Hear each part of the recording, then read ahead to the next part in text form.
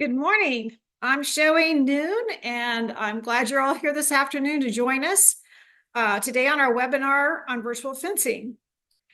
And the rationale for this webinar today is with any new technology, it's always a question of the suitability for your own operation. Questions like, will it save time and money? Will it allow you to manage more efficiently? Because we know that new technology can be expensive, not only in dollars, but also in the effort to learn to use the technology successfully. Virtual fencing has been around now for several years, and researchers and ranchers have partnered to experiment with it on ranches. So today's presentation will provide an overview of what has been learned about virtual fencing performance, where it meets expectations and where it doesn't, and what the challenges have been. The goal is to provide information that will help you determine if virtual fencing is right for your situation at the present time. We have two presenters today who have spent several years researching virtual fencing use on ranches.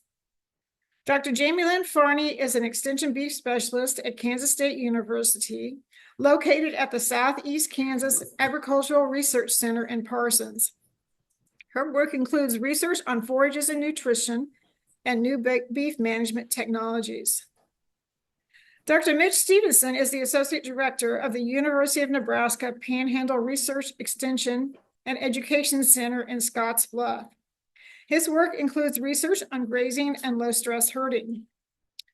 So thank you both, Mitch and Jamie Lynn, for agreeing to share what you've learned, and let's go ahead and get started. And this meeting is being recorded. Jamie Lynn, you want to go ahead? Yes, so thank you for that introduction. And as she had said, or as Carol had said, I am located here in Kansas, and so what have we done in regards to some of our research? But before we can look at what's been done, let's talk about how we got to this point. And so is the history? Well, why is virtual fencing been important? And Carol alluded to several of them. Rangelands occupy a large portion of our Earth's surface, depending on what country and et cetera, where you are. But it is an ecosystem that is actually undergoing quite a bit of degradation, as reported by Lund and others, that can lead to several issues with our long-term productivity. And, all of you who are cattle managers, pasture managers, you realize that there are several issues with managing our pastures. Stocking rate has really kind of been identified as the number one issue. Over time, we've gotten a little better. And once you can adapt set your stocking rate and be able to evaluate and modify it with times is important. However, those cattle still are very selective about where they want to graze. They want to spend time in one area, leading to overgrazing in the most desirable spots. So complete utilization of your pastures are not easily recognized in most of our systems. And so we really, fencing, rotational grazing, cross fencing, putting in some of those type of management practices have been very useful in regards to modifying our grazing management. Fire, we have to bring that up because that's one of Carol and Lori's big deals, but you can utilize patch burns to be able to help with some grazing rotation, etc. But all of those involve a lot of time and infrastructure investment. And fencing is a big cost to your production system. But there's been some sociologic studies coming out that are talking to us about how virtual fencing and being able to use technology in our animal production systems may have the opportunity to improve our lifestyles. Be able to reduce the physical side of cattle management. So those are why we've really kind of been investigating, looking into the virtual fence. And that's just a very high reach of that. We're not talking specifics about, okay, well, how do I keep them out of my ponds? How do I keep them out of my riparian areas? How do I make sure they graze the top and the hillside? Da da da. Those are all very specific goals, but just the big overreaching themes: reduce our input labor. So, Carol had said for the past several years, well, actually, the very first apparatus had a U.S. patent in 1971 for controlling an animal. And it was as a dog slash pet containment apparatus. You're all probably familiar with shock collars for training, bark collars, and the GPS, or well, not GPS, but the underground buried dog fences that you can put onto your dogs. That was where they began with this animal controlling via electronic uh, apparatuses. And it's a huge revenue stream here in the United States. Um, I haven't found any newer numbers, but nearly 2 million remote training devices were sold in the United States just in 2001.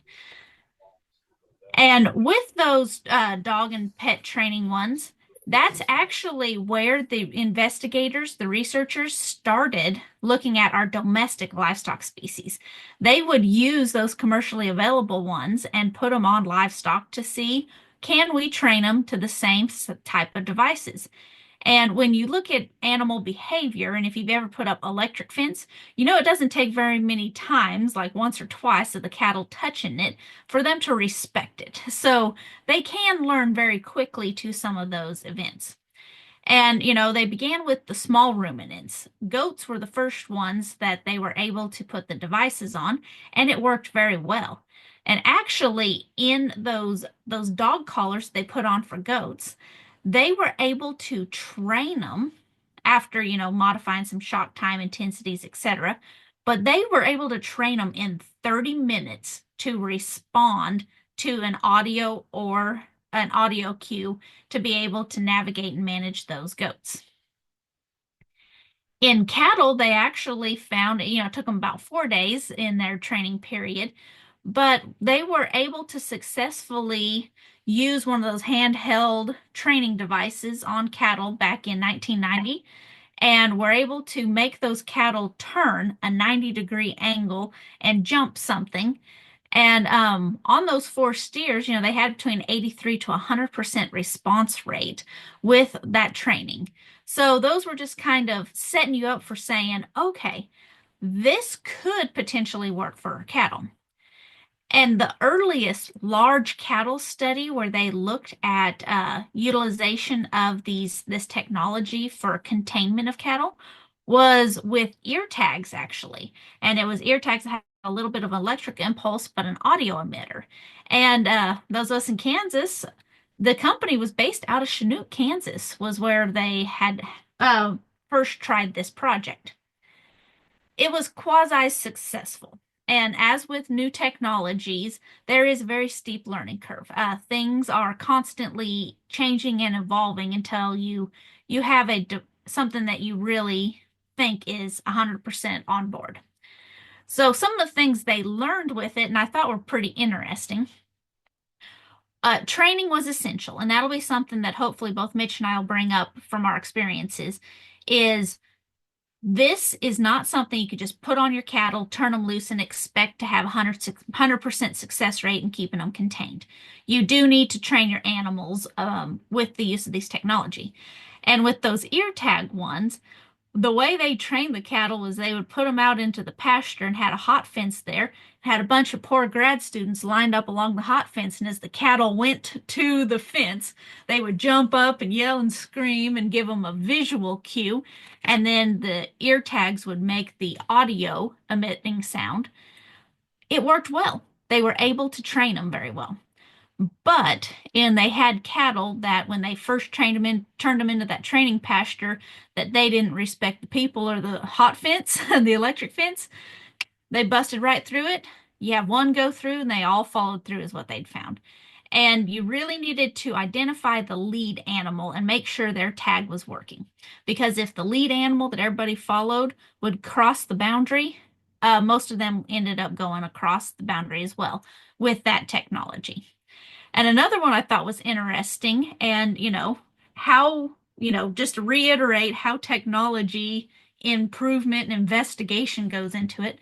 They found that the audio decibels, or the 8,500 hertz audio sound, was the same as certain insects that they were investigate or that were at this Texas farm. And so when those insects would go to doing their night calls, those cattle were just blowing up or worrying about thinking they were about to get their shocks, their audios and their shocks. So they had to learn what were some what was your audio range that was appropriate to not have all those false cattle responses. And of course, with the ear tag, and this is probably why this company is no longer in business, um, the ear tag attachment was too short and it caused physical damage to the ears. And so, like I said, quasi successful. And when you say that, when they just, monitored with regular GPS tracking where the cattle spent their time in the grazing zone or in that transition zone, non-tagged cattle only spend about 52% of the time in what they wanted them to graze. Whereas when they tag them, they spent 93% of the tag in the grazing area. So they were able to change grazing behavior somewhat. And so after looking at the ear tag deal, they went into looking at some neck saddles and virtual direction fencing. And so some of those early ear tags, etc., they hit the boundary and it was one shock, one sound. That was it.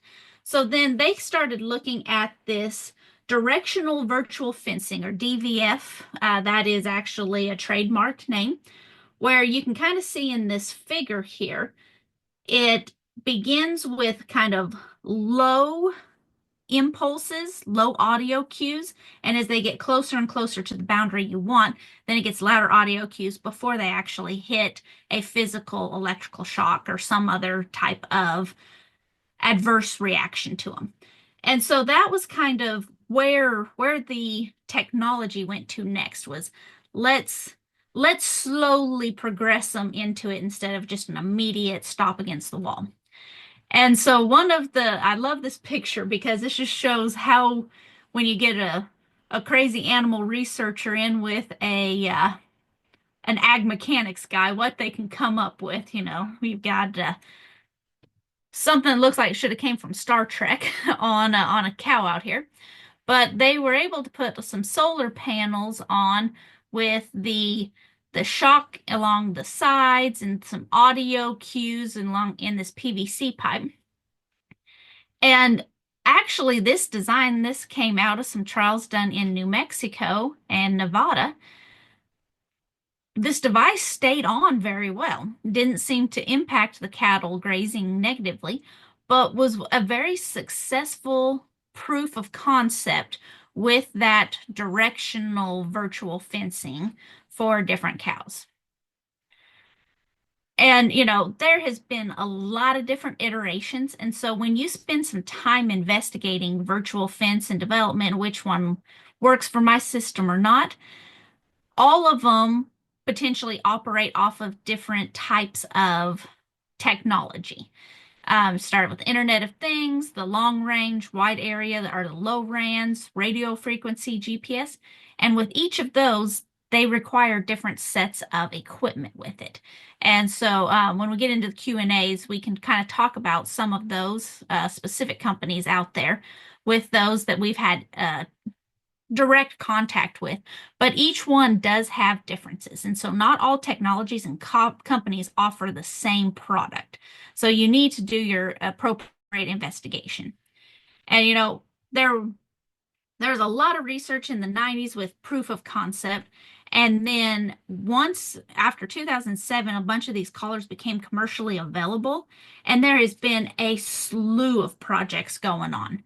And so with that, I'm going to go ahead and roll it over to Mitch, and he can start talking about some of the specific projects and things that he has looked at and found in regards to their virtual fences there in Nebraska.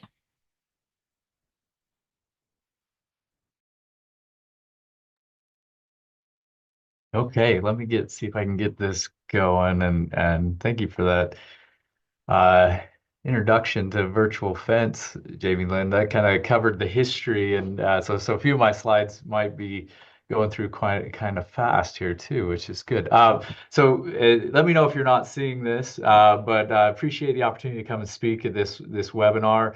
My name is Mitch Stevenson. I'm with the University of Nebraska Lincoln. I'm based in Western Nebraska, so at a research and extension center in Scotts Bluff, which is about as far west in Nebraska as you can get. And so we started doing some work with virtual fence in 2021. Was when we very first started, and I was really excited to try it.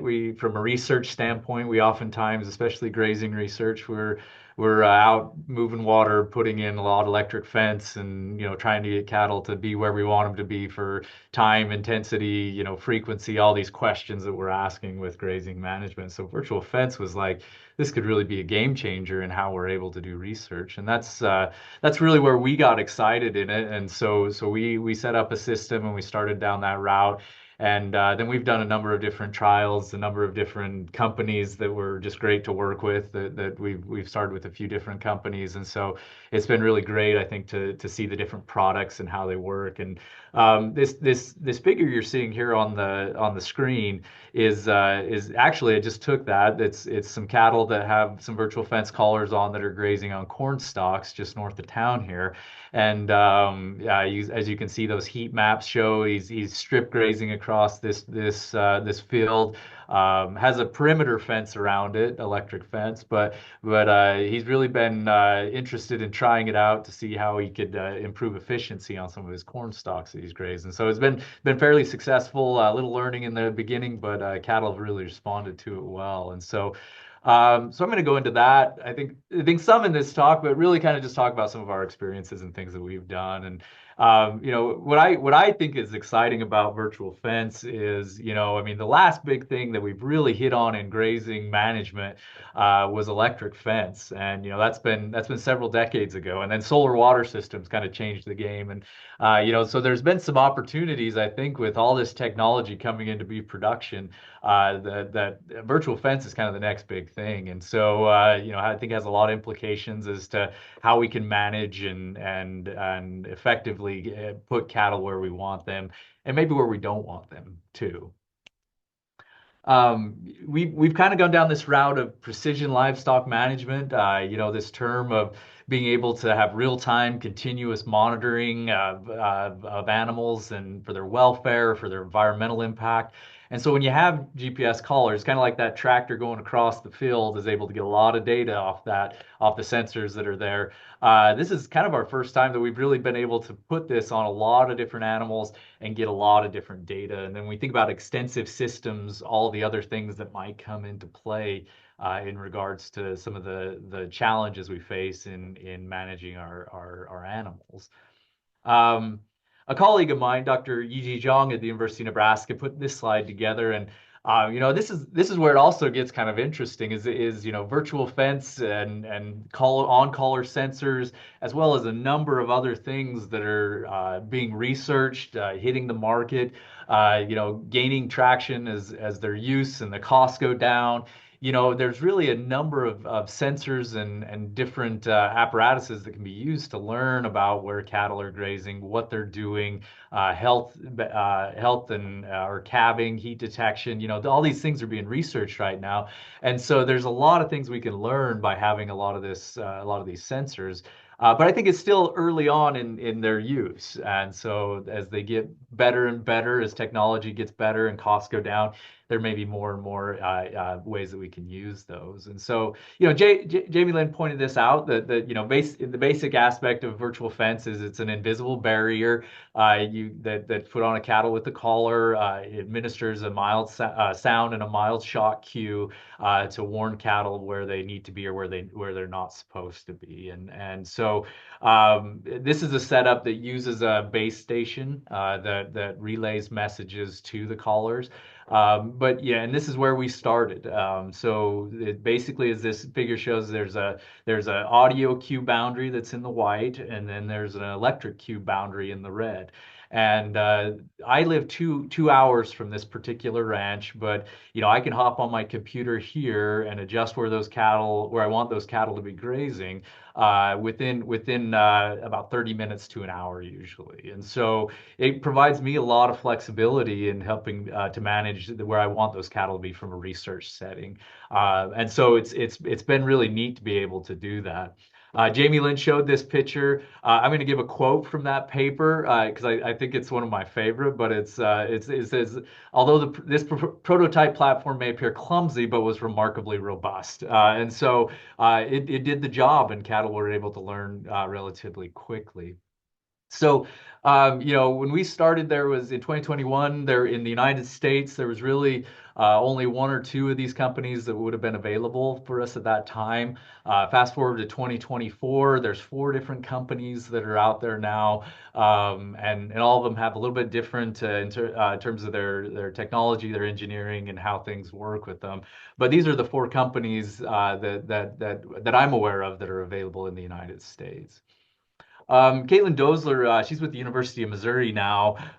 She put together this figure that kind of goes through some of the different things to consider when you're looking at a virtual fence company. And so, some of the costs, there's kind of there's two different ways. They buy the collar up front. And then and others you might have a lease option. So like for halter and vents, there's essentially a subscription fee every year for that collar. For both of those companies, you do have a tower that's involved in that too, and so. And eShepherd, for example, they have a cell option as well as no fence. It's a cell based, but eShepherd has a cell based or a tower option. So if you have good cell reception, that kind of negates the need of having a tower that's out there. And so these things are things to consider. There's also solar powered versus battery powered, and so some of the collars have the solar panels. They do pretty well with the ones that we've tried in keeping up enough power in those collars to basically do what you need. So you don't need to worry about changing batteries, those types of things. In some situations that might be good, and others battery powered might do the trick as well. So I think it's really just about balancing a lot of these costs and really reach out to these companies. Sometimes these change, and so some of the costs and other things might have changed since this came out. But this is just a little bit of some information on some of the companies that are there and some of the different models that are in place. So this was a relatively recent document that came out and was kind of sent around. It was tied to some of the potential support that the NRCS is going to be offering or may already be offering in some areas in regards to virtual fence and getting that set up for folks. And they did a kind of a quick cost comparison example. They added in the total cost per year, including if you needed base stations and then over the collar's useful life. And this is just some numbers that they had. And so when you look at the 90 acres with 30 head compared to 1,500 acres with 100 head, you're looking at anywhere between $64 and about $119 per head per year in some of those costs. Now, a lot of that's variable by as you can see, the number of heads you have out there. And so really penciling out, I think, what those numbers might be for your specific situation is going to be very important to really weigh in as to how that's going to affect economically into your situation. And so when we think about this, we oftentimes think about, well, what are our other options in terms of in terms of our fencing? And the gold standard is like a 4 or 5 barbed wire fence.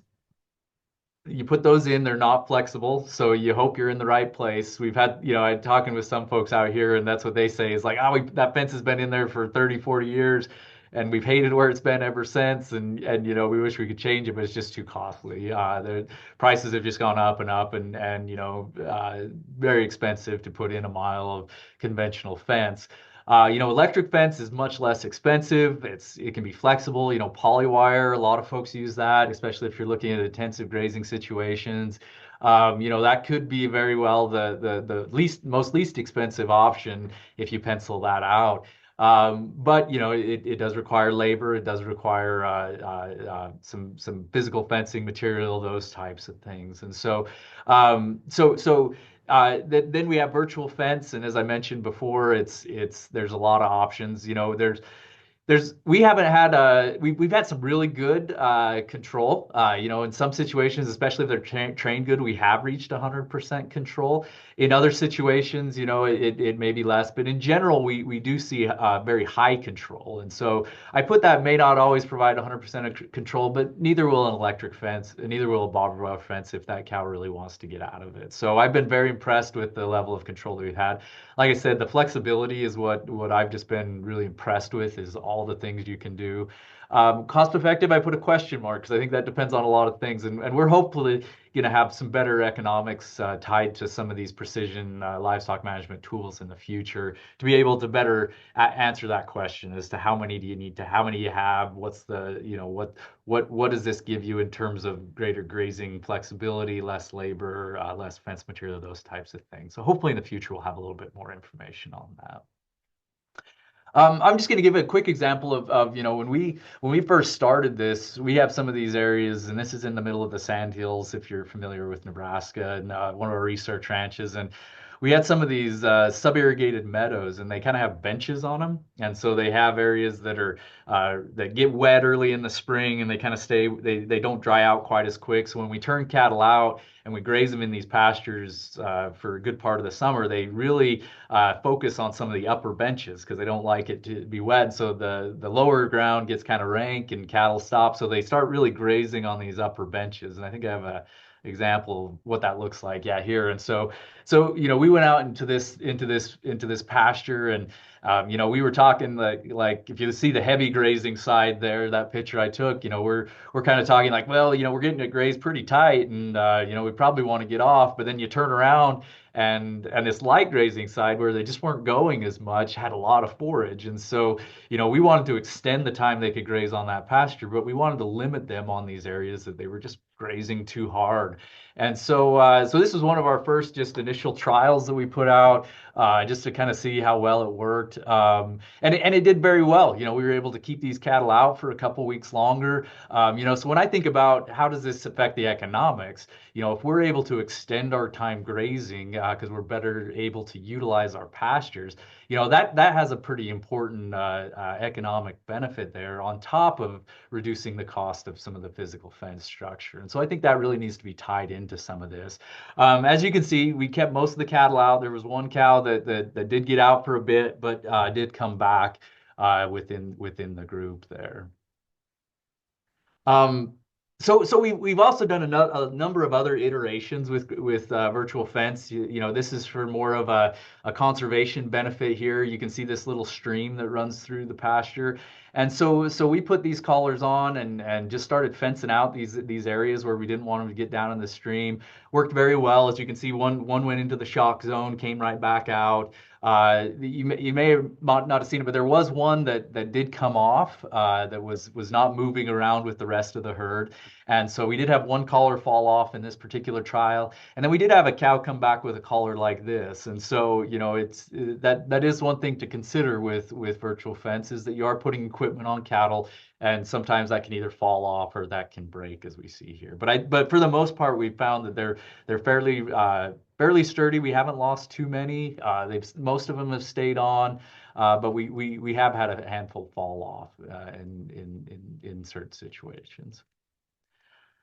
One of the things that we first wanted to look at, even though there's been, I think, some pretty good research in this space, was some of the stress to the animal, so animal welfare associated with virtual fence. I mean, the last thing we want is to have these collars on and have those animals in a stressful state. That's not good for production. That's not good for animal welfare, and just making sure those animals are cared for. And so this figure kind of shows the potential for stress that those animals might have that Lee and Campbell did in 2021, and they highlighted that there was acute stress measures and there was chronic stress measures, and so we were really interested in what does this acute stress measure look like. So what happens right when they hear that cue or that audio cue or that receive that electrical cue, and so we put heart rate monitors on our animals to measure this. And if you're a runner, these are similar ones that you might put on.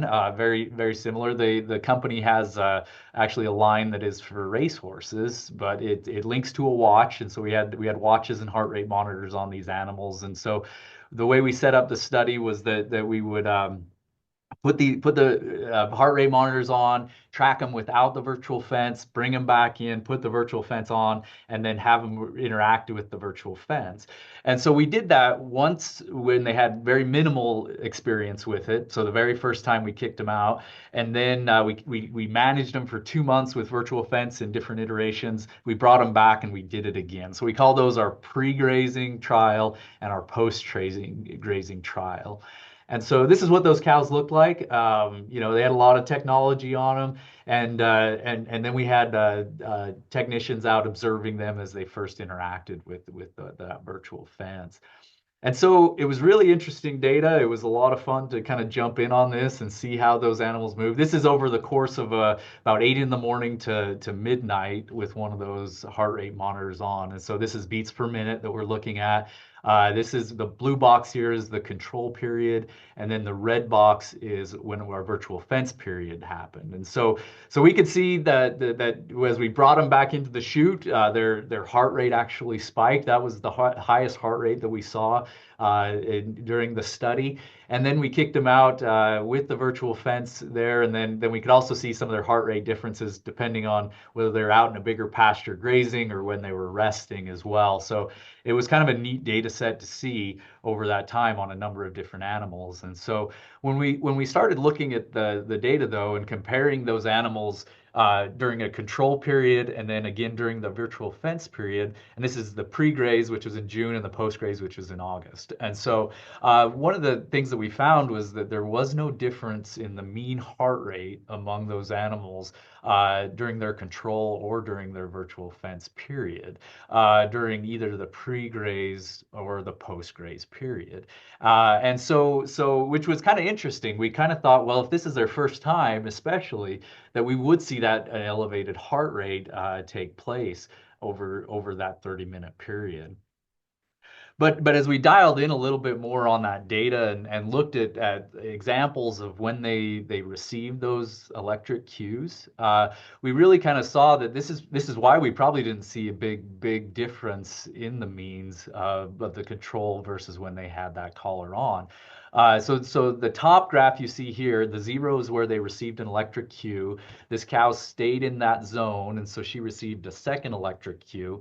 And so those are the two spikes that you see in her heart rate. The dashed line is their mean control level that they were at. And so the longest period that we saw for a cow to have an elevated heart rate was about 240 seconds. And so about 4 minutes that cow had an elevated heart rate before it came back to normal. This is another example of an animal that had it was between 30 and 60 seconds before that heart rate came back down to that normal level. And so really when we dialed in on it, we realized that, yeah, even if they do receive an audio or an electric cue, it was really just for a relatively short amount of time. And so when we averaged it across those two different periods, they really weren't that different. And so, as Jamie Lynn pointed out with some of the other studies, we also saw that it was relatively quick how they learned what the cues might mean, and they were able to stay out of those cues. And so within, most of the time, within about 15 minutes of that training, that initial training, they were standing at a boundary and just standing there. Some had lied down even, and so they really picked up on it quick. And it really didn't seem to be that big of an issue. It's pretty fascinating how smart these animals are in terms of understanding what cues can mean and how to avoid them. So the other things that we did were just looking at how they reacted to some of the virtual fence, audio cues on the top and electric cues on the bottom of this graph. And so these are the percent of the observations that we saw.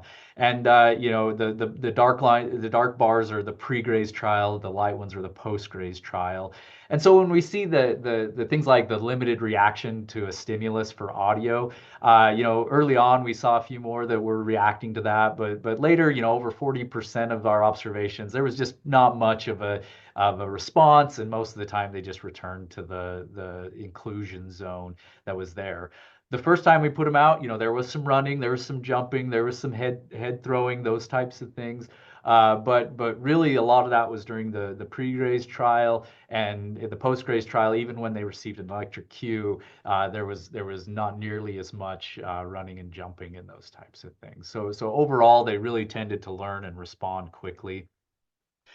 So when we looked at our number of events per individual, we really started to see that the training is important, as was pointed out, in that our audio cues, number of audio cues didn't change for the cattle as they were out in these trials, but what did change was their number of electric cues. So once they were trained and were really able to understand what that audio cue meant, the number of electric cues was 1.8 times fewer after they'd had it on for a couple months. So they were able to avoid it and really not cause as much problems there. So this ties into a number of other projects. I think there's a lot of research, there's a lot of interest in this space, and there has been over the last 4 or 5 plus years. And this is one study. I like the title, "The Heifers Don't Care," that they kind of pointed out that they didn't see any stress to the animal as far as live weight gains, herbage consumption, and their stress measure was more of a chronic stress measure. So looking at it over a longer period of time using fecal cortisol levels within their samples of these animals. And so they came to a similar conclusion that really the acute stress seems to be very short and the chronic stress doesn't seem to be there. And so those were our conclusions with this, that we didn't see any indication that this would cause any negative effects to the animals. The level of learning was quick, and our results, along with others, really suggest that this doesn't cause added stress to the animal to have this be their management strategy. Now, there are other things that could be associated, meaning that if you do have them at a higher stock density, that could cause a little bit of additional stress. There's other things, and so we hope to do a little bit more research looking at how does grazing management in general increase some of the stress on those animals. And so, but the tool of virtual fence alone just really seems to be very adaptable to the cattle, and they pick up on it really quick. This is a trial that my colleague Dr. Zhang is doing. They're looking at, well, from a research standpoint, it would be ideal if we could keep cattle in the same pasture but separated by virtual fence alone. And so they've got these groups last summer that they were separating them out, seeing how well they would respond to the virtual fence. And a lot of this is training. They spent a good amount of time getting them trained and well adjusted to these, and then they had some pretty good success with these cattle staying in their different groups with only a virtual fence boundary. A little bit of other research that's out there, there's several others. I'm just highlighting a few just to kind of highlight some of the things that can be done. This was a study out of Oregon and Eastern Oregon where they were looking at creating fire breaks, and so they put virtual fence along this corridor where they really wanted cattle to get in there and graze that biomass down in a fire break. They concluded it was an effective method for concentrating grazing to reduce herbaceous fuels biomass. And so I think there's a lot of opportunities. I mean, the sky's the limit, right? That you can do for flexibility. And so a few other things I didn't bring a slide in, but a few other things that we're looking at is we have areas of our pasture, as most do, that might be a little bit abused and might be, we're wanting to give that part of the pasture a rest. It might only be like 10% of the pasture, but we want to graze the rest. And so we've started doing relatively small areas of fencing out cattle, and we found that works very well too. They can graze the whole area. We kind of keep those areas we don't want them to graze in out of the way. And so that could have a lot of implications when we think about things like invasive species management and control, or if there are noxious weeds that we want to keep them out of. There's a lot of different things that can be done in that space. The last thing I'll touch on real quick is I think this gives us a lot of data too. From a research standpoint, we've put GPS collars on cattle for a number of years, and they were really expensive. Not 10 years ago. In terms of buying these collars, so we can only put them on just a handful. With virtual fence, now we're able to put it on hundreds of animals potentially, and really dive into how those animals utilize the landscape. So we can learn a lot about our cattle behavior in a specific situation on the ranch level of how they utilize that and pull that into our management plans along with other tools, like, for example, the rangelands analysis platform that's here. This is an example of some of the data that we've collected with GPS collars, and we've been able to highlight, this is kind of standard, I think, range management that we've kind of talked about distribution for years as being an important principle of grazing management. But this is where we can really put it into practice. With the GPS collars, we're able to see, where they've grazed the most in purple. It tends to be around waters, fenced corners, some of the lower topography areas. And we can see how that's affecting our plant community. So we started to see more things like western ragweed, some lower growing species like Scribner's rosette grass, blue grama, which are good in a lot of situations. We want to have some areas like this, right? We want to have those species out there. But if we're managing areas that have had long-term negative effects of grazing, and we want to see them start to go back into some of these other species, this is a way that we can really start to manage that at larger spatial scales. And this is kind of that classical example this is from the 1950s. John Weaver is the gentleman that did this study where he went out to his pasture and basically dug up these little blue stem clumps and brought them back into a greenhouse, grew them out for a number of weeks, and then had students spray off all the dirt. And this is what it looked like if you took them in the heavy grazed areas of the pasture versus the low grazed areas of the pasture. And it really highlights that if you're able to kind of visualize that and see which portions are being grazed, then you can really start to manage that. And then that goes back to other objectives as well. And so, if we have this data, we can see this data, then we can start to add in, as this figure shows, maybe some of our bird habitat or other wildlife or other objectives that we want to see. And we can really be strategic in where we want that to be across the landscape. And so it might be a shifting type thing that we move across the landscape. But with virtual fence, we don't need to worry about the labor included in that. We can quickly put those out and really manage accordingly for specific objectives with wildlife and other species. So some of the things that we've just found is that it works very well in influencing the timing, the frequency, and the intensity of grazing. You can be really flexible and use a lot of creativity. It allows you to in real time visualize and change that distribution for different grazing pressure. And then targeted grazing or non-grazing that we can put out in a pasture very, very easily and very quickly, that doesn't cause a lot of interaction with that fence or that virtual fence with the cattle, which I think is really kind of a neat way of management. A few things that I just think are important to talk about, or when we do put these on, I mean, it does take some time. And so if it's one of the ones with the battery, you're gonna have to take that off, change the battery. So you're looking at a couple minutes, potentially. You want to have a good chute that can hold those animals, but it does take a little bit of time. And so we have to add that into your management of those animals as you put them on and turn them out. Keeping cat collars on, I think a lot of those problems have been addressed, and for the most part, that's pretty minimal now. But there have been situations where things the attachments just didn't work as well, and a lot of them fell off and those types of things. So it is something to consider that you might lose some. And so having a good perimeter fence is probably important, especially if if you can't afford to have a cow get on a road or other things like that. Um, battery life, that's important to consider depending on how long you're going to have your cattle out, especially if it's fairly remote and it's hard to get in there to change those batteries.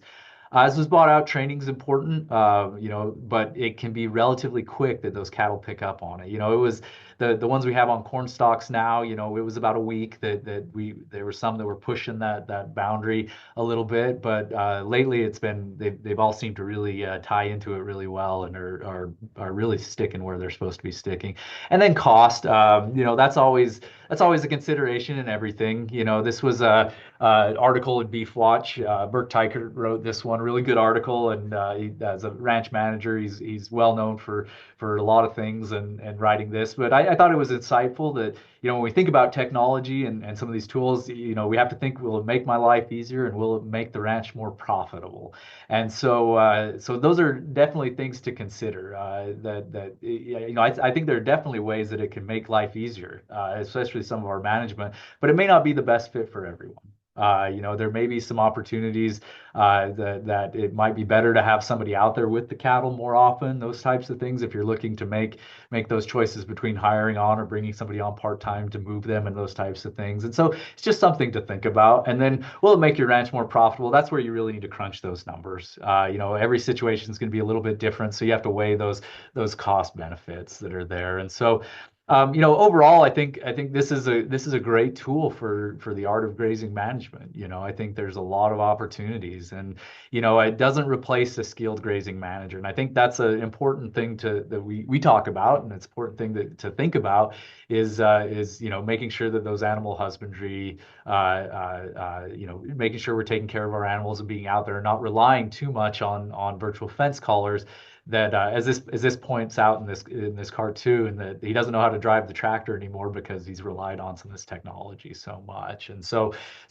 making sure that we understand good grazing management practices, because that's going to tie into the success. I still think we're in the United States, we're still relatively early stages in the commercial scale. Weighing those cost benefits important, but a lot of just really good research is coming out, that highlights a lot of the good things that virtual fence can do. And so with that, I'll wrap that up. And if there's time for questions, be happy to take any questions.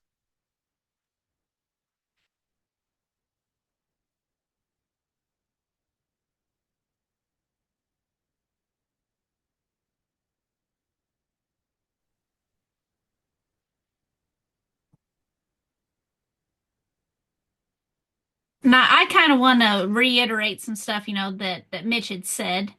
You know, when we keep the collars on, everything we've done here in Kansas, we keep our collars on and train the cattle correctly. Wonderful tool. Wonderful tool. And I actually can kind of share a picture from some cows that I have on corn stalks right now that are directly off of the system I'm using. And you can kind of see where it's open in, see if I can draw on here and take. We were working on trying to keep our cows fenced out of the irrigation pivot, and we were fairly able to keep them there, and we kept them off of the center part as well with the use of our virtual fences. So that was one thing we were looking at testing on this crop, this quarter here. And then on this other quarter, we had our physical hot fence around the outside here, but we drew our virtual fences around the edge of the cornstalk field, trying to keep them contained, and it did fairly well. But I will have to say, drawing circles on some of these technologies or your curved edge are a little more difficult than making good square polygons. But with our set of cows, the older set of cows that we had on this that were all Angus and Charolais based, they didn't push the limits at all. I worked with one producer that we had some Brahmin influenced ones, and those cows actually kept pushing the envelope. They had to be shocked a few more times, which was interesting to see a little bit of some of that breed differences. Um, so my other thing that I wanted to, bring up, and I'd kind of mentioned when they stayed on and stayed powered up, loved the technology. We've had some issues with some of our technologies. The first time we tried this was back nearly 4 years ago, we probably lost 50% of our collars out there. And that was unsuccessful. The cows who had their collars on stayed in, but the other ones just kept going every which direction. And our battery life, we were trying to do some pretty condensed grazing, some heavy stocking rates, and our battery life was not lasting quite as long as we were hoping. And another deal that we had found when we went real small into, smaller than 20-acre pastures in a valley, when one cow would get in the audio zone, it would just echo across that riverbed, and all of the cows would pick their heads up going, where's this at? Where's this boundary? And they got a little nervous. So there's, several things that we are learning as we go about it. And new technology, we're constantly changing, we're constantly evolving. The companies want to hear what went good, what went bad, so that they can help make the correct adjustments. Jamie Lynn, there's a question in the chat that's kind of a follow-up to your type of cattle. It says, could you speak to the type and compliance? Are cow-calf pairs less compliant than steers, for example? So maybe Mitch has put it on some younger steers and replacement heifers. All that I've had them on has been on cow-calf pairs, and we've actually only collared the cow, not the calf.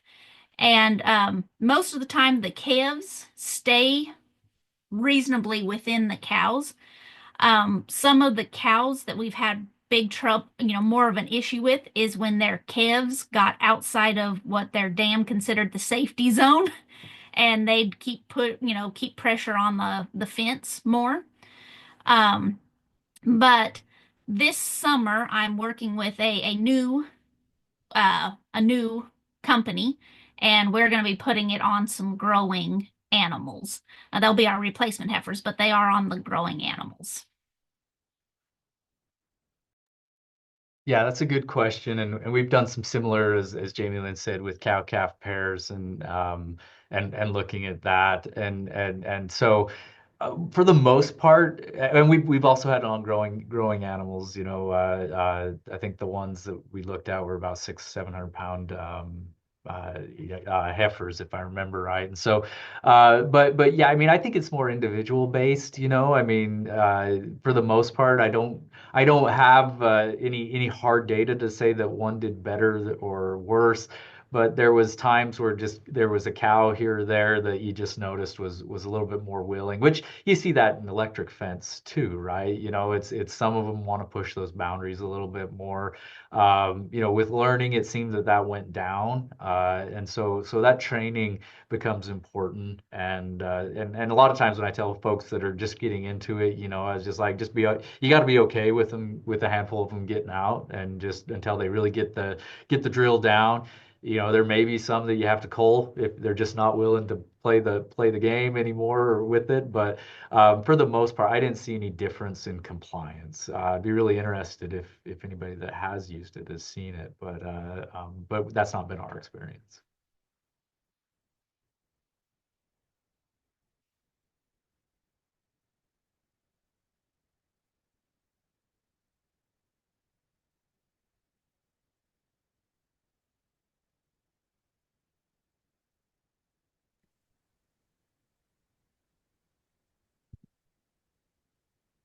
Are there any more questions for Jamie Lynn and Mitch?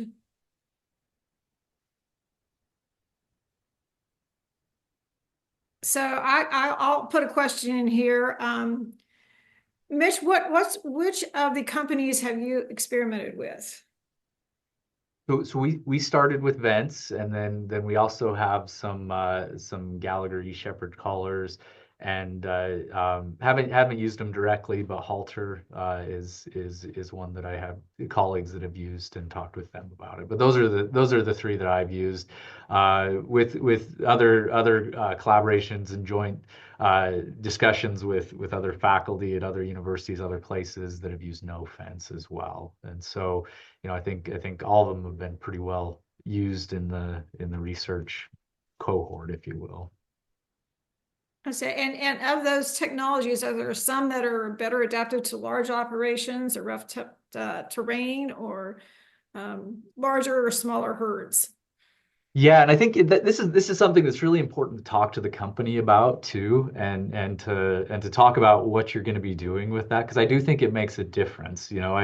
Some of the ones that might be more equipped for larger expanses, or they may not recommend that you put those cattle in more intensive situations, and so they want more keeping out of large areas, need big pastures, and others are very they've adjusted their technology to account for being more intensive grazing, so higher stock density, smaller pastures. And so yeah, I mean, I think it's really, if you're interested in getting started with it, is to talk to the companies about what they recommend, what they have seen, and what they think their technology is capable of. Thank you. Jamie Lynn, do you want to talk a little bit about, since you've had a lot of experience with collars falling off, about retrieving collars or replacing batteries or interactions between the virtual fence hardware and water, anything like that? So, like I said, I got in on some very early here to the US ones with one company, and when we found out rather quickly that when cattle physically got into a pond and would hang out in a pond in fescue country for longer than a few hours at a time, they weren't quite as waterproof as we thought there into the batteries. So we lost some waterlogging, called the company, and they worked on developing, some changes. So next time that cow herd ran through, we had to re-change the whole covers on them to provide a more water management one. Same thing with keeping them on. I've been through 4 different iterations of attachment devices to keep the collars on the cows. So it's a moving target right now, to be honest. But luckily, that every company I've worked with on those, they've been very receptive to trying to make a modification for issues like that. And don't be afraid to say it, because if you're having those problems, somebody else is probably having the same problems too. Thank you. A retrieval, as long as the battery was still good on them, you could get quasi close to them. But some of them, I think they need to paint them hot pink or neon purple or something, because some of them look exactly like our Flint Hills rocks, and you will walk over them 4 or 5 times before you trip on it, and it's like, oh, that's where that collar fell off. And each company has their own philosophy. Some companies, when they want, if a cow is to get caught in a tree, they want it to come off instead of having a dead cow hung up. Other companies are like, we don't want them to come off. And so if your cows get in a pickle, the device has to completely shred apart to let them loose. So that's, a discussion that you need to have with those companies, what their thoughts are in regards to retention. Thank you, Jamie Lynn. Does anyone else have any questions? Put in the chat. That's the chat questions. I do have one other quick point just to bring up, because I do get asked this question a lot. What are the fence laws associated with virtual fencing? And there's been a really nice publication that came out.